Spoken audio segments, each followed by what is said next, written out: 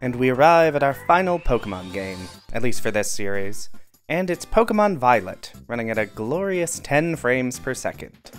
Usually. Seriously, if your background animations are going to run at 2 FPS, maybe don't make them quite so loud. After the train wreck that was Platinum, this has to be an improvement.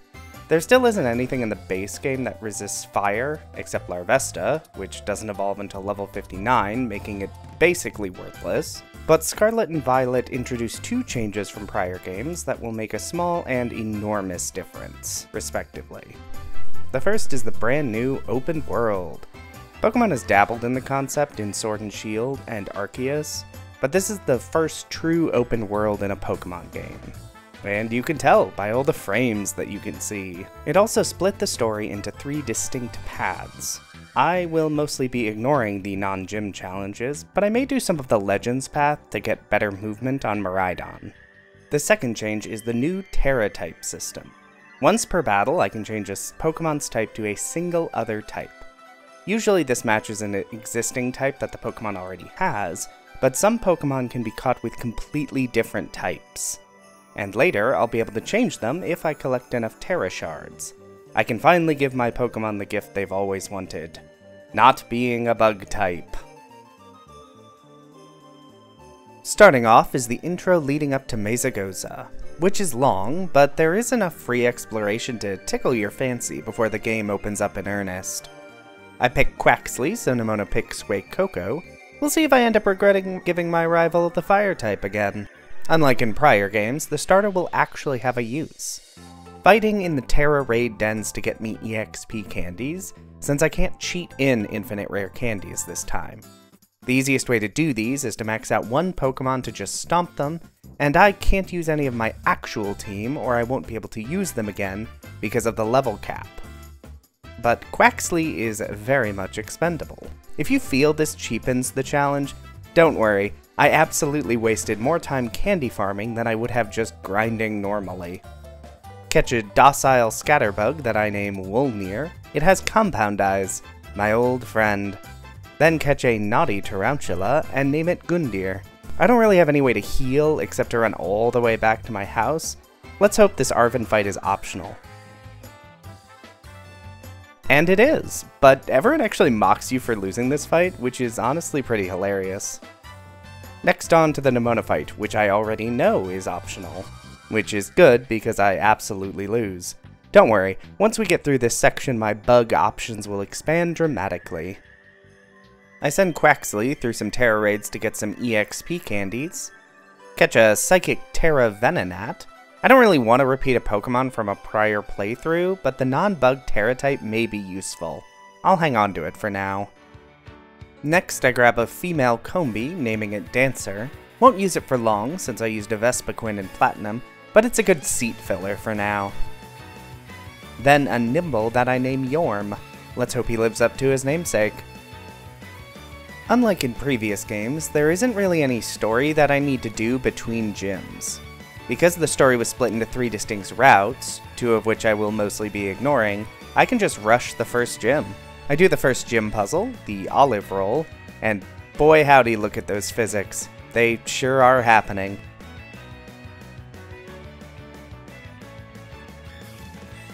The actual gym leader is pretty easy. She's a bug trainer, which is a pretty significant handicap. Compound Eye's Sleep Powder into Gust makes the entire fight go by very quickly. Then back to the candy grind. I happen to find a Ground Terra Snom.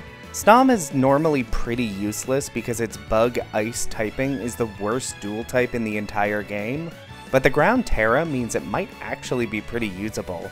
I name it Aldrich. Second gym puzzle is finding flowers around town. Not difficult, but a nice diversion. Time to face Mr. Avant-Garde himself. He's Grass type, another easy type for me to deal with. Wait, Grass types are immune to powder? When did that happen? I do send out my Snom and Ground Terra, but Snom is too weak before it evolves to really make use of it. Also, this is a grass gym, so it goes about as well as you'd expect. Otherwise, the gym is a breeze. We're still at the point where bugs can make a pretty decent showing. And with that, it's time for a brief detour. I beat up the first Titan Pokemon so I can finally dash. Obviously it doesn't help in a gym, but will save a lot of time traveling through the overworld. Then, it's to the first DLC, Kitakami. So the first DLC actually scales off game completion, or at least if you have completed the game or not. Which means all the Pokemon here are now at a level I can catch and use. I have to click through some story nonsense I do not care about, but once completed I catch a Cutiefly and a Sawaddle. Cutiefly's fairy bug typing is quite good, especially when combined with its high speed and high special attack. Sawaddle evolves into Leavanny. Its grass bug typing is trash, but being a fast physical attacker means it suffers less from its exploitable weaknesses than Parasect did in Gen 1. Finally, a Grubbin, because Electric is a very useful damage type to have in my back pocket. Then more candy grinding. My max level for the next gym is 24, but I figure I'll give it a shot at 20 because I'm really bored of candy grinding. Shoot, there is a Nemona fight before this gym. I can't sleep her first Pokemon because it has Vital Spirit, which I didn't know, but I still nearly take it out because it misses 2 rock throws in a row. Seriously, why do rock moves suck so much? I send in Lothric to finish off the Rockruff, and solo Nemona's Palmy. Ground Terra Aldrich would be so great in this fight if I'd thought to give it a single non-bug, non-ice move. Bring in Cutiefly, who manages to paralyze the Crocalor.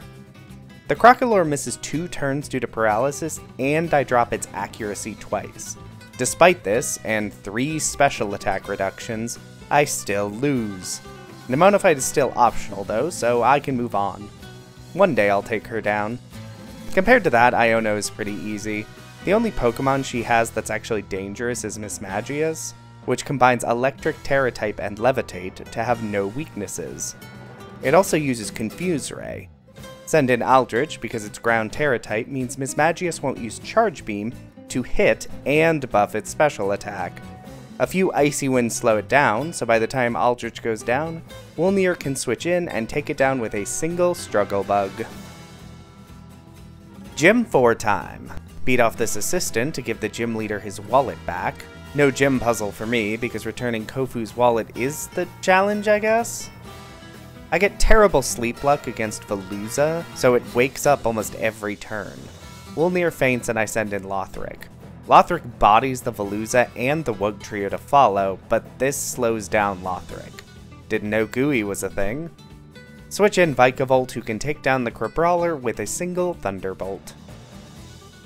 I cheat my way through the Gym 5 puzzle because I couldn't be bothered to do it myself, or remember the solution for that matter, and it's time for everybody's favorite gym leader, Larry.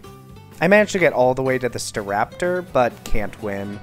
I'm still well below max, mostly because Candy Grind was getting boring, so I have to briefly do some more candy grinding. I grab a Heracross, probably won't use it, but it's pretty strong to keep in my back pocket, and then chance on a Rock Terra Swadloon, who I catch and name Lothric. No, I didn't have a previous Swadloon. This is the first one I caught. Pay attention. And while the second attempt is pretty close, Rock Terra Lothric is able to take the victory.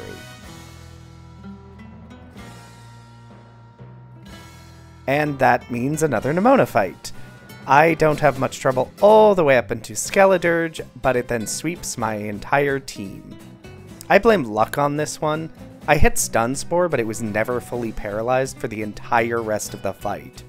And Lothric may be Rock Terra type, but doesn't actually have any rock moves.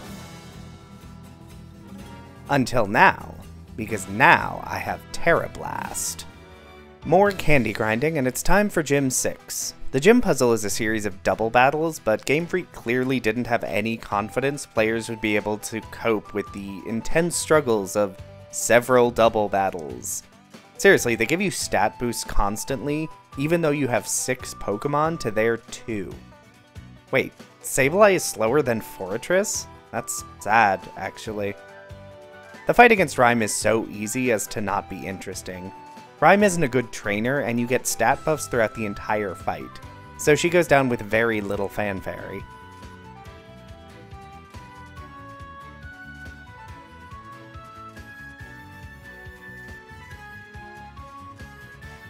Sorry, Rhyme, your beats were mediocre, and this fight is over. Time for another Nemona fight, except this time there is no mandatory fight beforehand that I would have to redo if I lose the fight to her. So it's time to actually beat her. And it's good there's not a mandatory fight, because this takes a couple tries.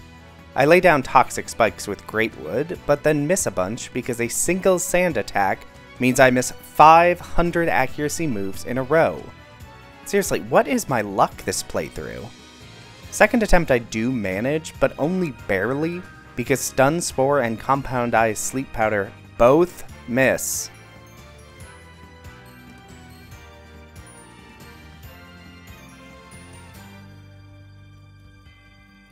Then comes the actual gym leader, and it's pretty easy. She's a psychic trainer, and I have a bunch of bugs and a dark type. It's not free by any means, but she doesn't have any real counter for bug types, which as a psychic trainer, or really any trainer, is a pretty big oversight. Seriously, these things are weak to everything. Do better. Then it's time for another diversion. See, I thought you couldn't access the Indigo Disc DLC until you completed the main story.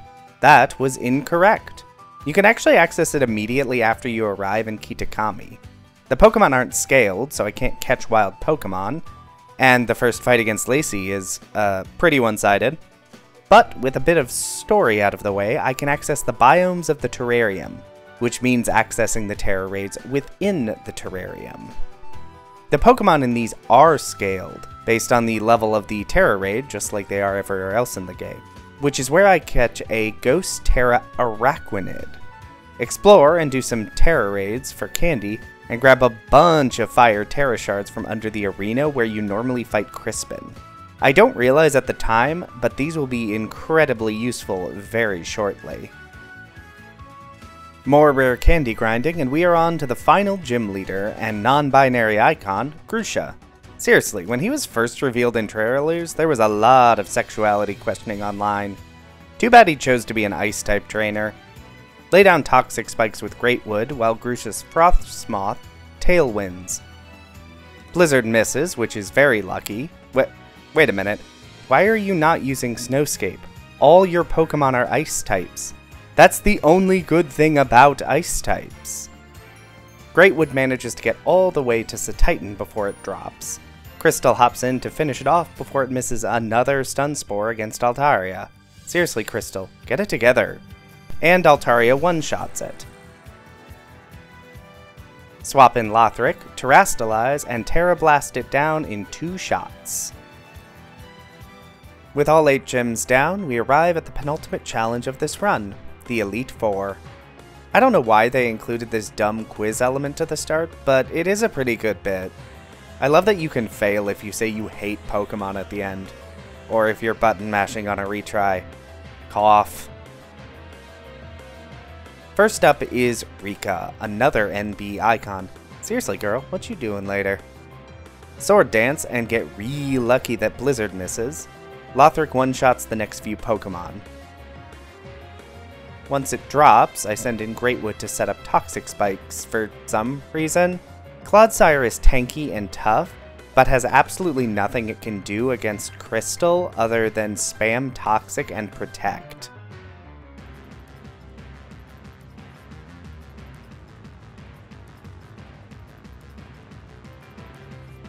Next is Poppy. First attempt goes really badly. For some reason I forgot to bring anything to deal with her steel types, so my only move is to double kick from Yorn. Let's do some real quick setup. I need a way to deal fire damage, as Poppy's entire team is weak to it. But what is this? I have over 50 Fire Terra Shards, so I can change one of my Pokemon's Terra types. I elect for Crystal, because it is a fast special attacker to complement Lothric, a fast physical attacker. Teach it Calm Mind to buff its offenses. The second attempt is nearly a one-shot sweep.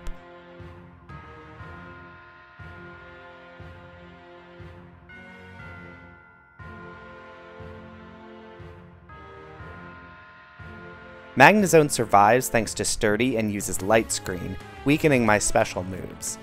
Tinkaton does manage to survive one hit of Terra Blast, but Rock Tomb isn't enough to take down Crystal, so I take the win. Start the Larry fight with Greatwood to get past Tropius, since it's a grass type and therefore immune to powder moves. Then sleep into Sword Dance Lothric to sweep Larry's entire team. Altaria tries to stop the dancing, but it has nothing to hit rock types.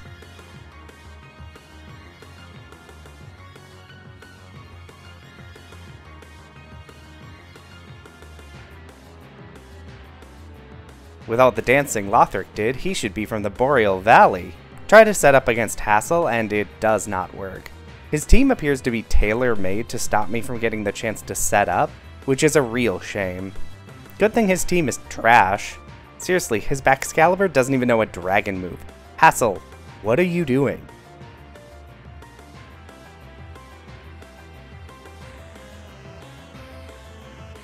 All that remains of the Elite Four is Gita, and I play pretty poorly. I failed to capitalize on some great openings.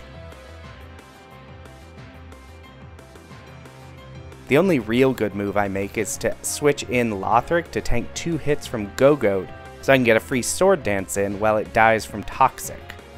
This lets me one-shot Glamora. Real glad Gita is such an awful trainer. Why is Glamora your last Pokemon, Gita? It's free Toxic Spike setup. And why is Kingambit your second Pokemon? It gets stronger the more fainted Pokemon you have. How are you La Primera? No wonder Nemona didn't have to do her best to beat you. Speaking of the best, it's Nemona time. I try to take her down at level 60, but her Pokemon are just fast enough that it does not work. I do some brief Blissey genocide. Seriously, I should have been doing this the whole time. It's way faster than grinding candies. And my team is up to level 66, the max level. Lothric one-shots her Lycanroc, but only after it sets up Stealth Rocks. That's gonna hurt later. Nemona sends in Goodra, which I'm sure will take down Lothric, but I get a lucky King's Rock flinch, so Lothric can take that down too. Forgot I gave him that. This lets me get a free hit on Pawmot.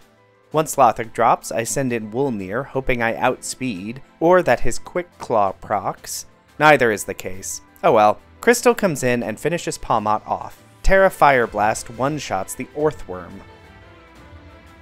Crystal deals a decent chunk of damage to the Dunsparce, but Drill Run takes Crystal out. Send in Yorm, who finishes off the Dunsparce with Double Kick. Then Nemona sends in her ace, Skeledirge. Skeledirge is terrifying. It has Torch Song, which deals good fire damage, a type none of my remaining Pokemon can resist, and boosts its special attack. Left unchecked, this thing could take down my entire team, just like it has done several times. Except Yorm has Throat Chop. Throat Chop is a pretty good Dark-type move, but the real kicker is it has a secondary effect that stops Pokemon from using sound-based moves. This includes Torch Song. It doesn't deal a ton of damage, but it doesn't need to. Skeledirge has no other good attacks against Yorm, and it loses several turns trying to Torch Song and getting Throat Chopped instead. Skeledirge falls and it's all over. Nemona is beaten, and the Path of Champions is completed. So after the mess that was Platinum, that was pretty fun. A much wider variety of bug types with a much better variety of moves. The open world really opened up accessing a lot more bug types early on. Plus the Terra type system added a whole new wrinkle, letting me strategically decide what Pokemon to terrestrialize with and when to gain the most advantage. I do wish it was easier to change Terra types. Some of my bugs would have definitely benefited from other types, but 50 Terra Shards is a lot. I do understand why people think this game is a bit easy. Some of the trainers, including the Elite Four, had really weird and bad teams. And Gita especially has a pretty good team that she sends out in completely the wrong order. It's really weird. Oh well, that's the third and final video in the comparing bug-only Pokemon runs. Tune in next time where I'll break down all these runs and what we can take away from bug-only playthroughs. Don't blame me, blame yourself. Or Arceus, 'cause he stuffed you full of XP.